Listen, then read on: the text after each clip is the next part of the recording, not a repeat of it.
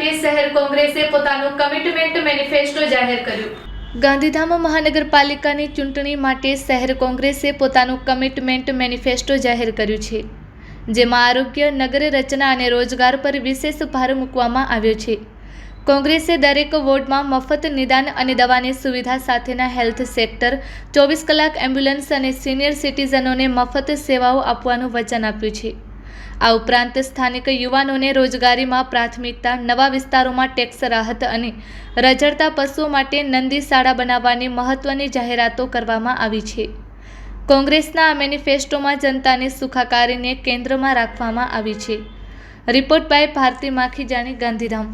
પેરામીટરમાં કોંગ્રેસના વર્ષોથી જે કોંગ્રેસ સાથે વફાદાર હોય, નિષ્ઠાપૂર્વક જેમણે કોંગ્રેસનું વર્ષોથી કામ કર્યું હોય, વધારેમાં વધારે લેડીઝ અને વધારેમાં વધુ યુવાઓને કોંગ્રેસ પક્ષે અમારી ગાઈડલાઈન એટલે કે અમારે ગુજરાત પ્રદેશ કોંગ્રેસ સમિતિની ગાઈડલાઈન મુજબ અમે અહીંયાથી જે નામો મોકલ્યા છે એવામાં ખાસ કરીને યુવાનો હોય, ભણેલા ગણેલા હોય અને પ્રજા સાથે હંમેશા સંકળાયેલા હોય, લોકોના અનેક પ્રશ્નો લઈને જેઓએ કોંગ્રેસ સાથે રહીને લોકોના પ્રશ્નોને જેમણે વાચાઓ આપી છે એવા કાર્યકરોને અમે ભલામણ। મારી પાસે ટોટલ નથી પણ ઓછામાં ઓછા લગભગ 60 થી 70% યુવાનો છે। બાકી તો લેડીઝનું જે 50% લેડીઝ છે એ તો આપવું જ પડે, પણ ટોટલી આમાં જે ફોર્મ ભરાયા છે એમાંથી લગભગ 60 થી 70% યુવાનો એમાં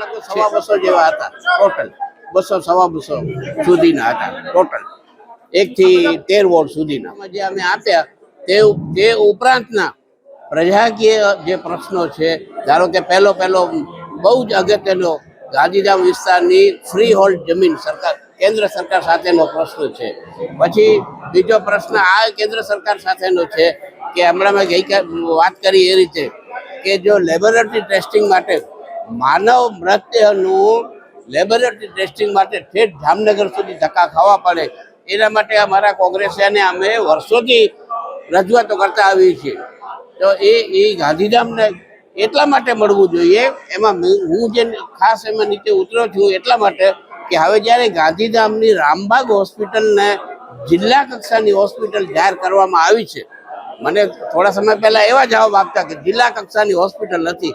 હવે તો ગાંધીધામની રામબાગ હોસ્પિટલને રાજ્ય સરકારે જિલ્લા કક્ષાની જ્યારે હોસ્પિટલ જાહેર કરી તો કેન્દ્ર સરકાર હોય કે રાજ્ય સરકાર, અમને એમાં વાંધો નથી, જે કોઈ એ પણ લેબોરેટરી માનવ મૃતદેહની ચકાસણી કરવા માટેની લેબોરેટરી ગાંધીધામમાં જોઈએ એવી અમારી માંગણી। ઓથોરિટીના માજી ચેરમેનના નાતે હું એ પણ કહેવા માંગુ છું કે ઇમ્પેક્ટ ફી નો જે લાભ ગાંધીધામને જે મળવો જોઈએ એ હજી સુધી ઇમ્પેક્ટ ફીનો, હા બીજે કયા શહેરોમાં એનો ઉપયોગ થયો હશે, એનો અમલ થયો હશે, પણ ગાંધીધામને જે રીતે એનો ઇમ્પેક્ટ કરીને એનો અમલ કરવાની જે વાતો છે એ હજી સુધી ગાંધીધામમાં જેટલો થવું જોઈએ એ હજી સુધી નથી થયું।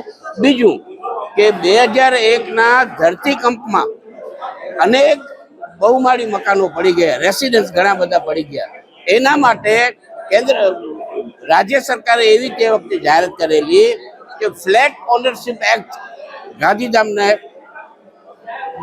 એનો અમલ થાય।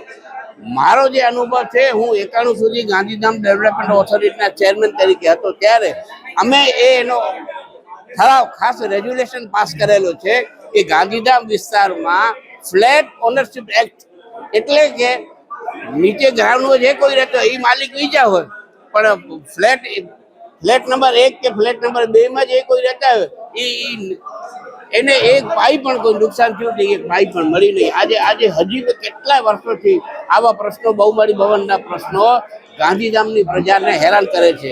એટલે કે આ વિસ્તારના જેટલા પણ ફ્લેટ ઓનરશિપ એક્ટમાં સમાવેશ થયેલા જે લોકોને 2001માં નુકસાન થયું છે એવા તમામ રહીશોને આ ફ્લેટ ઓનરશિપ એક્ટનો અમલ થાય એને લાભ મળવો જોઈએ। આપ જાણો છો તેમ કે હવે કોંગ્રેસ પોતાનું તૈયારી સાથે એકદમ દલબલ સાથે મેદાનમાં ઉતરી પડી છે અને અમે જે મેનિફેસ્ટો તૈયાર કર્યું છે એ પ્રજાના પ્રશ્નોના આધારે મેનિફેસ્ટો તૈયાર કર્યો છે અને આની અંદર આમાં તમામ જાતના પ્રશ્નોનું નિરાકરણ થઈ જાય છે. જેમાં નગરપાલિકામાંથી હવે આ મહાનગરપાલિકા બની છે, મેયરનું શાસન આવવાનું છે, ત્યારે અમે લોકોએ જે રોડ, રસ્તા, ગટર, પાણી એ બધા પ્રશ્નોનો અમે નિકાલ કરવાના છીએ.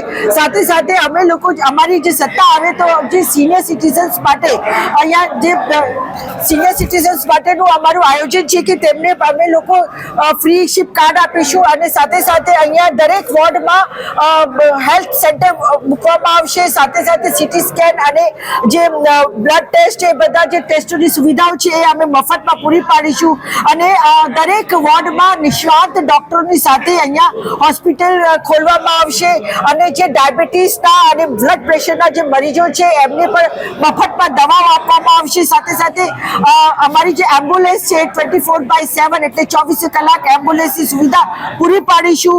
અને હવે જે ટીપી સ્કીમની વાત આવી છે તો અમે આ મહાનગરપાલિકા આવી છે તો નેચરલી રીડેવલપમેન્ટ આવશે, પરંતુ જ્યાં સુધી અમે લોકો જે લોકોને વૈકલ્પિક વ્યવસ્થા આપ્યા સિવાય અમે કોઈનું પણ મકાન, દુકાન કે ધંધાની જગ્યા પર ખાલી કરાવીશું નહીં કે તોડી પાડીશું નહીં, એ અમારું વચન છે. અને અમે આગળ ચોખ્ખું પાણી પીવાનું અહીંયા બહુ મોટી સમસ્યા છે અને ખાસ કરીને અહીંયા 4 દિવસે પાણી આવે છે તો એ ખૂબ જ મતલબ ગંભીર સમસ્યા છે અને 4 દિવસોમાં પણ ટાઈમ નક્કી નથી, ગમે ત્યારે પાણીનું હાકલ પડી જાય છે અને એ પણ આગળના જમાનામાં જે થાળીઓ વગાડીને બતાવવામાં આવે છે કે ભાઈ હવે પાણી આવી ગયું, તમે બધા તૈયાર થઈ જાઓ. એટલે પાણીનો એટલો વિકટ અને વિકરાળ પ્રશ્ન છે.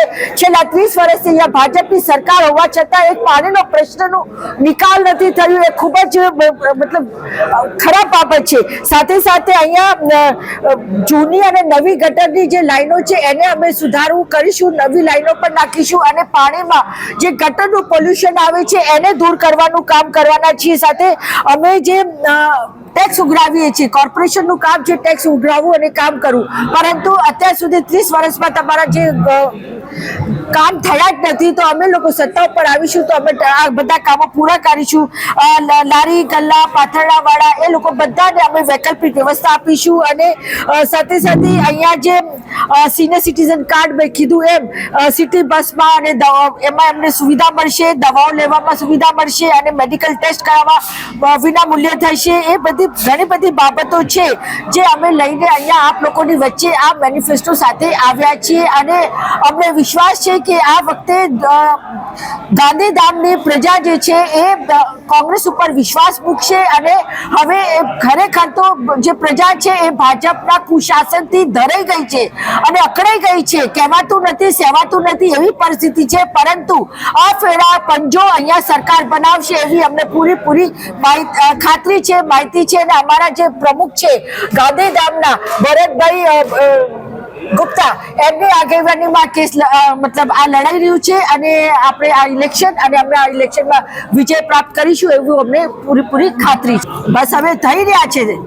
બસ ટૂંક સમયમાં અત્યારે રાતના કદાચ મોડી રાતના નામ ડિક્લેર કરવાની પ્રક્રિયા ચાલુ છે. આજ રાતના મોડી રાતના ડિક્લેર થઈ જાય.